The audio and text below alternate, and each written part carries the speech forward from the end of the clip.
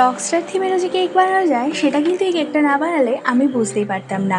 আসলে কাস্টমার আমাকে মিউজিক থিমেরই একটা কেক বানিয়ে দিতে বলেছিল, আর তার যে ডিমান্ডগুলো ছিল সেগুলো পূরণ করার জন্য লাস্টে গিয়ে আমার যেন কেন মনে হলো যে এই কেকটা মিউজিক থিম না, রকস্টার থিম নাম দেওয়া উচিত। যাই হোক, কেকটার কথায় আসি। কেকটা কিন্তু একটা 1 পাউন্ডেরই ছিল, আর আমি কিন্তু ক্যারামেল সস দিয়েছি। সাধারণত আমরা নিউট্রাল জেলের ড্রিপিং দিয়ে থাকি, বাট এই কেকটায় আমি ক্যারামেল ইউজ করেছি, তাতে করে কিন্তু সাইডের ফ্লেভারটা বেশ ভালোই লাগবে। ক্যারামেল সসটা কিন্তু পুরোটাই হোমমেড আর পুরোটাই আমার নিজের রেসিপি। তোমাদের সাথে অবশ্যই আমি রেসিপিটা শেয়ার করব।